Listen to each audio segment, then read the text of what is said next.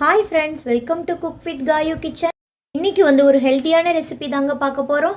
என்னென்னு பார்க்குறீங்களா? சக்கரவள்ளி கிழங்கும் ராகி மாவும் வச்சு எப்படி சுசியம் செய்கிறதுன்னு தாங்க பார்க்க போகிறோம். ரொம்ப எளிமையான முறையில் என்னோட ஸ்டைலில் நான் செஞ்சு காட்ட போகிறேங்க. அதுக்கு முன்னாடி ப்ளீஸ் சப்ஸ்கிரைப் பண்ணாதவங்க சப்ஸ்கிரைப் பண்ணிக்கோங்க.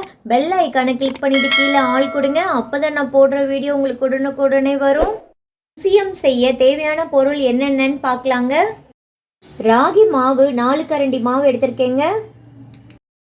இது நான் வீட்டில் அரைச்ச மாவுங்க. உங்ககிட்ட ராகி மாவு இல்லாட்டி நீங்கள் இட்லி தோசைக்கு யூஸ் பண்ணுவீங்கள்ல, அந்த மாவு கூட 4 கரண்டி மாவு எடுத்துக்கலாங்க. 3 சக்கரவள்ளி கிழங்கு எடுத்திருக்கேங்க. 1 கப் கோதுமை மாவு எடுத்திருக்கேங்க. 1/4 கப் அளவுக்கு நாட்டு சக்கரை எடுத்திருக்கேங்க. அரை மூடி தேங்காய் துருவல் எடுத்திருக்கேங்க. இப்போ சுசியம் செய்யறதுக்கு தேவையான பொருள் இவ்வளோதாங்க. இப்போ எப்படி செய்யலான்னு பார்க்கலாங்க. இப்போ கிழங்கு வேக வச்சுக்கலாங்க. அடுப்பு ஆன் பண்ணி குக்கர் வச்சுட்டேங்க. நம்ம எடுத்து வச்சுருக்க கிழங்கு அதில் சேர்த்துடலாங்க.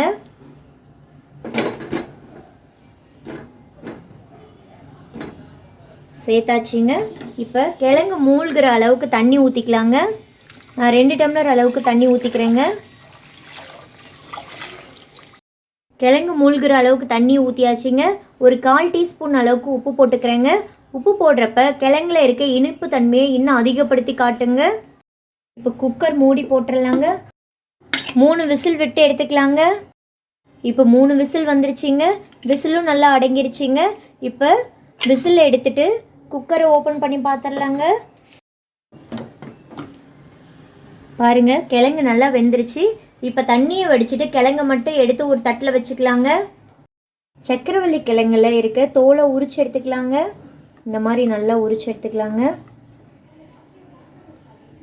குக்கர்லேருந்து எடுத்ததுக்கப்புறம் பச்சை தண்ணியில் போட்டு ஒரு டைம் கழுவி எடுத்துக்கோங்க. நல்ல சூடாக இருக்கும். பச்சை தண்ணியில் போட்டு கழுவுறப்ப கையில் சுடாமல் இருக்குங்க. இப்போ இருக்க எல்லா கிழங்குலையும் தோலை உரித்து எடுத்துகிட்டு வந்துடுறேங்க. கிழங்குல இருக்க தோல் எல்லாம் உரித்து எடுத்துகிட்டு வந்தாச்சுங்க. இப்போ இதை நல்லா மசிச்சு விட்டுறலாங்க. கை வச்சு நல்லா அழுத்தி மசிச்சு விட்டுறலாங்க. கிழங்கு நல்லா மசிச்சு எடுத்தாச்சுங்க. 1 டீஸ்பூன் அளவுக்கு நாட்டு சக்கரை சேர்த்துக்கிறேங்க. உங்ககிட்ட என்ன இனிப்பு இருக்கோ அதை சேர்த்துக்கலாங்க. நான் இன்றைக்கி நாட்டு சக்கரை தாங்க சேர்த்துருக்கேன். ரொம்ப ஹெல்த்தியான டிஷ் தாங்க இன்றைக்கி சமைக்க போகிறோம். அதனால் ஹெல்த்தியான பொருள் தாங்க போடணும். நீங்கள் கருப்பட்டி கூட சேர்த்துக்கலாம், வெள்ளை சக்கரை கூட சேர்த்துக்கலாங்க. அது உங்களோட விருப்பம். தேங்காய் துருவல் சேர்த்துக்கிறேங்க. இப்போ இது எல்லாத்தையும் நல்லா பசைஞ்சு கொடுத்துக்கலாங்க. தேங்காய் நாட்டு சக்கரை எல்லாம் போட்டிருக்கோங்க. ரொம்ப சுவையாக இருக்குங்க. இப்போ இதை நல்லா மிக்ஸ் பண்ணியாச்சுங்க. கிழங்கு வேக வைக்கும் போதே நீங்கள் உப்பு போட மறந்துட்டீங்கன்னா இந்த ஸ்டேஜில் நீங்கள் உப்பு போட்டுக்கலாங்க. அவ்வளோதாங்க, நல்லா மிக்ஸ் பண்ணியாச்சுங்க.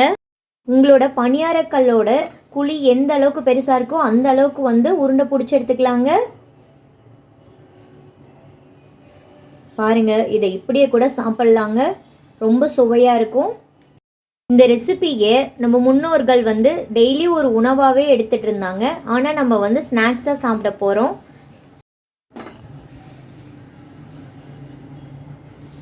இதே மாதிரி எல்லா உருண்டையும் பிடிச்சி எடுத்துக்கலாங்க. இப்போ எல்லாத்தையுமே உருண்டை பிடிச்சி எடுத்தாச்சுங்க. இப்போ பூரணம் ரெடி ஆயிடுச்சுங்க. மேல் மாவு ரெடி பண்ணிடலாங்க. நான் ராகி மாவு 4 கரண்டி மாவு எடுத்து வச்சுருக்கேங்க. உங்களுக்கு மாவு எந்த அளவுக்கு வேணுமோ அந்த அளவுக்கு எடுத்துக்கலாங்க. ராகி மாவுக்கு பதிலாக மைதா மாவுலேயும் செய்யலாம், கோதுமை மாவுலேயும் செய்யலாங்க. உங்களோட விருப்பம்தான். நம்ம 1/4 கப் அளவுக்கு எடுத்து வச்சுருக்கேன். நாட்டு சர்க்கரையை சேர்த்துக்கிறேங்க. கோதுமை மாவு 1/4 கப் அளவுக்கு எடுத்து வச்சுருக்கேங்க. அதையும் இதிலே சேர்த்துக்கிறேங்க. இது ஒரு 5 டீஸ்பூன் அளவுக்கு, இது ஒரு 5 டேபிள் ஸ்பூன் அளவுக்கு வருங்க. இப்போ இது எல்லாத்தையும் நல்லா மிக்ஸ் பண்ணிக்கலாங்க. மிக்ஸ் பண்ணிவிட்டு ரொம்ப திக்காக இருந்தால் மட்டும் தண்ணி ஊற்றிக்கலாங்க. கொஞ்சமாக திக்காக இருக்குது பாருங்கள். நான் கொஞ்சமாக தண்ணி ஊற்றிக்கிறேங்க. கொஞ்சமாக தாங்க ஊற்றணும், நிறைய ஊற்றிடக்கூடாதுங்க. இட்லி மாவு பதத்துக்கு பிசைஞ்சிக்கணுங்க. தோசை மாவு பதத்துக்கு பிசைஞ்சிடக்கூடாதுங்க. தோசை மாவு பதத்துக்கு பிசைஞ்சிட்டோன்னா ரொம்ப எண்ணெய் இழுக்குங்க. நான் இதில் கோதுமை மாவு போட்டிருக்கேங்க. நீங்கள் கோதுமை மாவுக்கு பதிலாக மைதா மாவு கூட சேர்த்துக்கலாங்க. இந்த அளவுக்கு மாவு பதம் கரெக்டாக இருக்கணுங்க. கொஞ்சமாவது திக்னஸாக இருக்கணுங்க. இப்போ மேல் மாவு ரெடி ஆயிடுச்சுங்க.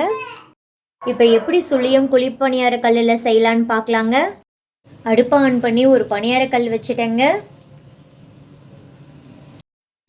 நம்ம இந்த சுசியத்தை பணியார கல்லையும் போட்டு எடுத்துக்கலாங்க, இல்லை எண்ணெயில் போட்டும் பொரிச்சு எடுத்துக்கலாம், நம்மளோட விருப்பம்தாங்க. பணியாரக்கல் நல்லா சூடாயிருச்சுங்க. நெய்யோ எண்ணெயோ ஊற்றிக்கலாங்க, நம்மளோட விருப்பம்தான். பட் நெய் ஊற்றுறப்ப நல்ல வாசனையாகவும் இருக்கும், நல்ல சுவையாகவும் இருக்குங்க.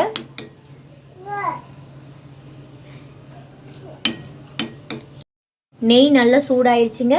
இப்போ மாவு எடுத்துக்கிட்டேங்க, ஒரு உருண்டையும் எடுத்துக்கிட்டேங்க.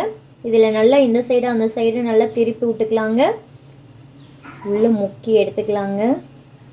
இப்போ இதை இந்த மாதிரி வடித்து விட்டுறலாங்க. வடித்து விட்டுட்டு இதை எடுத்து இந்த உருண்டையை எடுத்து உள்ளே போட்டுடலாங்க. அதே மாதிரி இருக்கிற உருண்டை எல்லாத்தையும் போட்டுக்கலாங்க.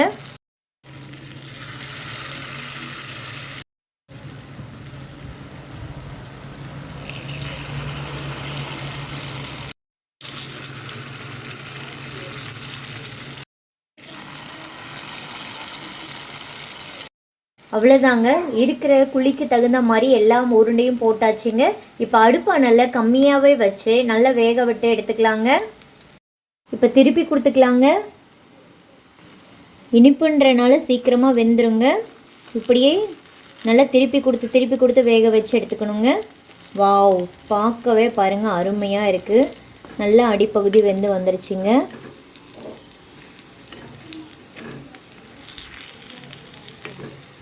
இப்போ எல்லாத்தையும் திருப்பி விட்டுக்கலாங்க. இப்போ எல்லாத்தையுமே திருப்பி விட்டாச்சுங்க. அடுப்பணலை மீடியமாக வச்சே வேக விட்டுக்கலாங்க. அடுப்பணலை மீடியமாக வச்சே திருப்பி விட்டு வேக வச்சு எடுத்தாச்சுங்க. இப்போ இது ஒரு தட்டுக்கு மாற்றிடலாங்க.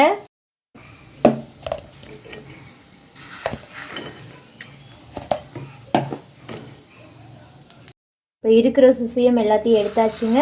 திரும்ப ஒரு அடசல் போட்டுக்கலாங்க. நல்லா திருப்பி விட்டு வேக வச்சுக்கலாங்க. வேகாத இடத்துலலாம் நல்லா திருப்பி விட்டு வேக வைக்கணுங்க. நம்ம ராகி மாவு வேறு போட்டிருக்கோம், அதனால் நல்லா வேக வச்சு எடுத்துக்கணுங்க. நான் அடுப்போட அனலை மீடியமாக வச்சே தாங்க திருப்பி விடுறேன். நல்ல சூடு தாங்குற மாதிரி இருந்தால் கையிலே வச்சு கூட திருப்பி விடலாங்க. வெந்துட்டுருக்க வாசனை கமன்னு வருதுங்க. ஸ்கூல் விட்டு வர பசங்களுக்கு இந்த மாதிரி செஞ்சு கொடுத்து பாருங்க.